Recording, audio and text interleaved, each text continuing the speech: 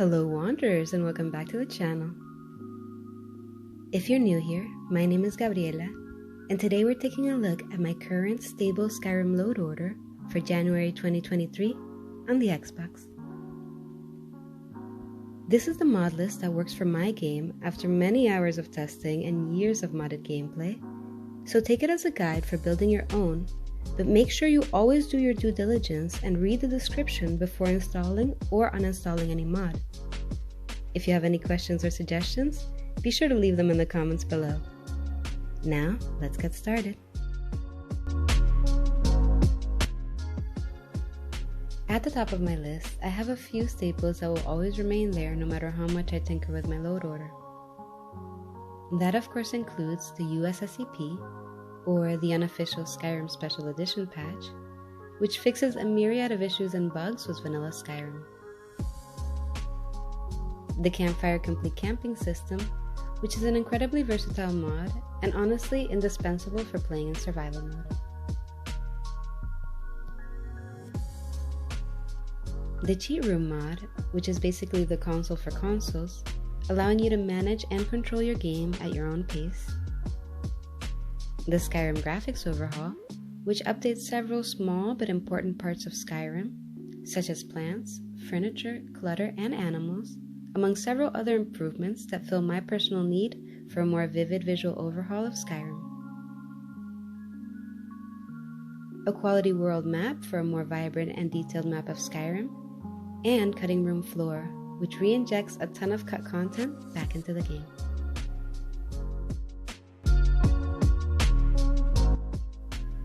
Next up, we've got some NPC overhauls and additions, including the barely used vanilla actors project Revamped, which, much like Cutting Room Floor, repurposes unused assets in the form of quest NPCs that can now be recruited as followers. We have skin and face texture replacers for both men and women, with Bijin all-in-one, Pandorables NPCs, Kalilies NPCs, and the Vitruvia Mill Overhaul. For a children's overhaul, we have TKAA Renewal and TKAA Wildchild.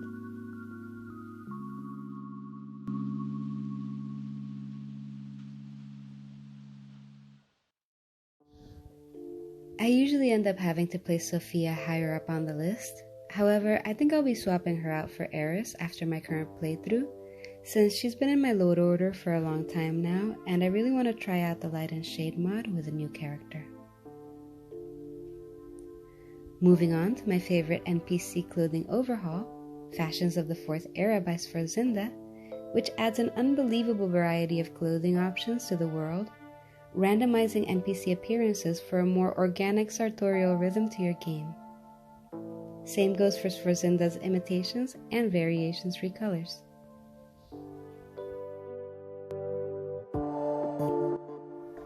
The Bandolier mod is great for those of us who are perpetually over-encumbered by loot, allowing you to haul your junk and look good doing it. Unique Uniques offers a lore-friendly redesign to many named weapons in the game, and the Royal Armory mod does this for distinguishable weapons wielded by important NPCs.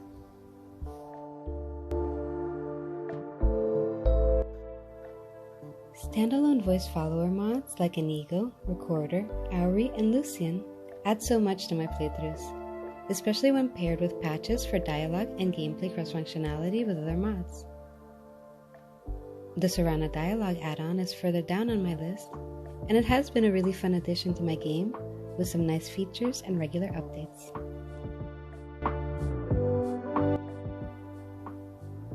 Having a handful of extra followers to choose from lets me easily complement a specific build with a small team of worthy allies. And having modded homes to house some of them fills my map with interesting buildings to explore during my travels. This is also why mods like Inns and Taverns and the Fairheart come in super handy when playing in survival mode.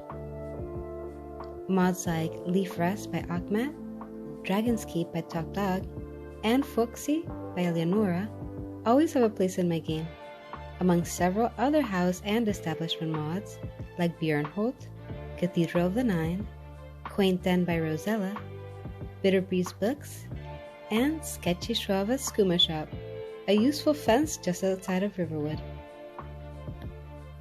The Tiny Houses mod lets you build your own Hearthfire style cabins anywhere you want.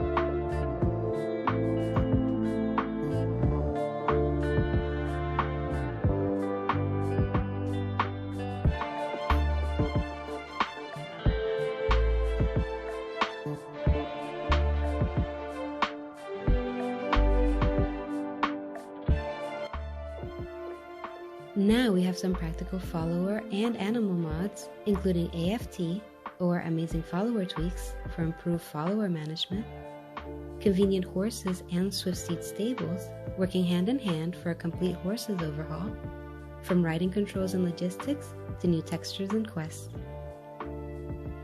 Narrative Loot adds a colorful array of new collectibles, ranging from lore-friendly pottery to oil paintings, which can be statically placed using the Interact mod. Ars Metallica is an indispensable crafting mod for smiths and armorers, giving you the ability to melt down unwanted weapons, armor, and clutter, as well as gain skill points for smelting and mining. You can also forge your own arrows with this mod. And in the same vein of crafting, we have a few beautiful shield, backpack, clothing, and cape mods to add some variety to your gear. The Rogue Sorceress outfit is one armor I've been fond of for some time, and the NPC Clothes Changer and Maintainer will allow you to select the items you want NPCs or followers to wear.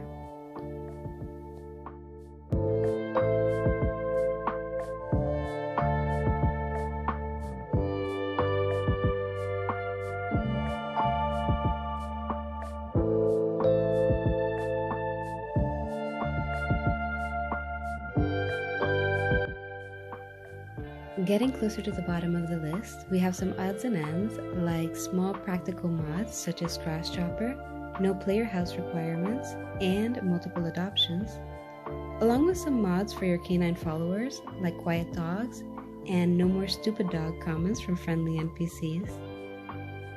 Birds of Skyrim will add a variety of new birds and ingredients to the game. The Instincts mod gives you the ability to tame, name, and even ride some wild animals. And Become a Bard lets you play your way to fame one tavern at a time.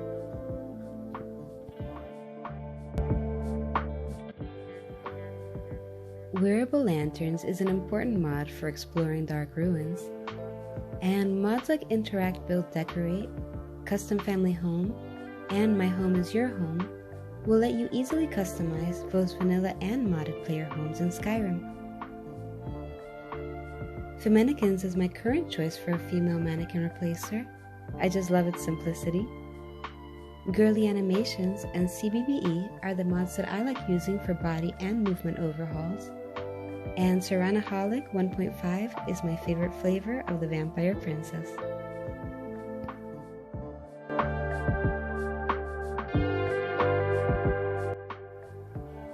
For the Island of Solstheim, we have the Raven of Ravenrock, Ashfall Buildable Home, and the Skull Village Overhaul. Then we also have some area reconstruction mods all over the world, including Return to Helgen, which rebuilds Helgen with tons of new quests, Stendarr Rising, which lets you rebuild the Hall of the Vigilance after its destruction, along with mods that restore the Aretino House, Sindirian's Field Lab, and Oriel's Chapel.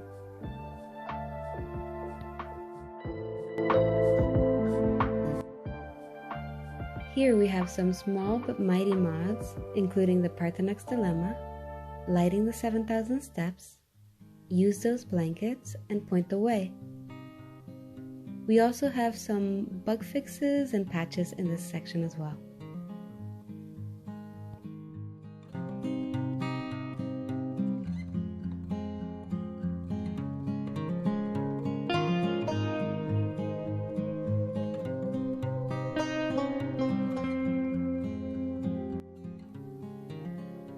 And finally, coming up on the very end, we have Realistic Conversations, Immersive Citizens, and Alternate Start, which was usually always my last mod on the list.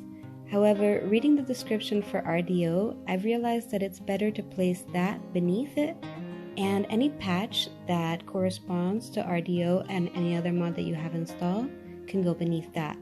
And that has really fixed some performance issues for me, I believe, so hopefully it will help you too. Now let's jump into the game and see how some of these mods play together.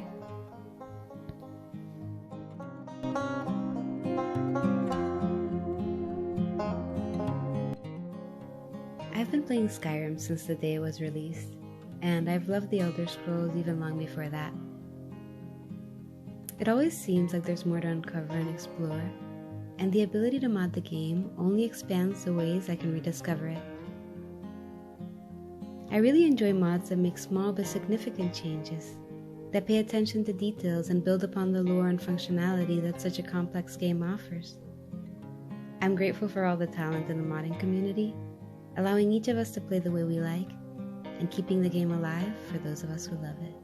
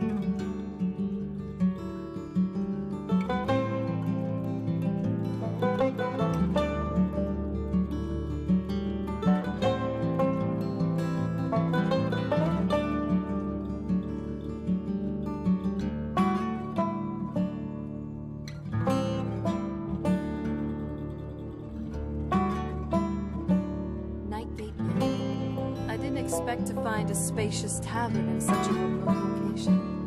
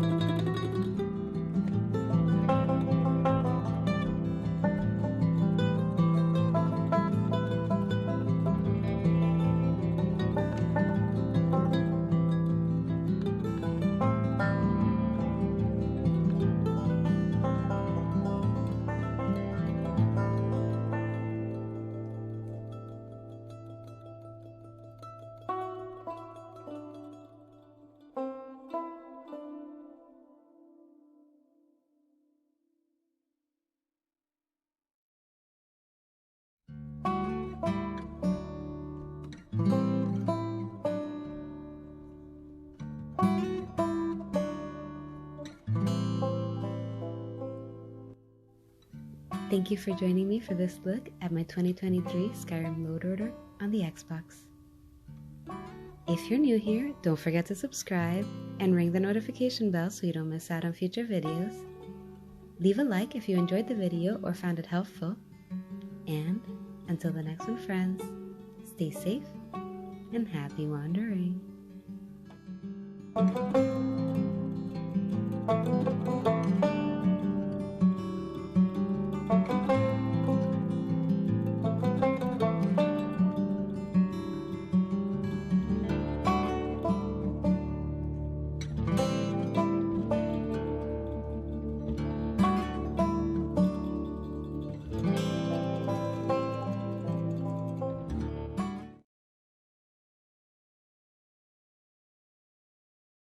Skyrim was once the land of many butterflies. Now, not so much.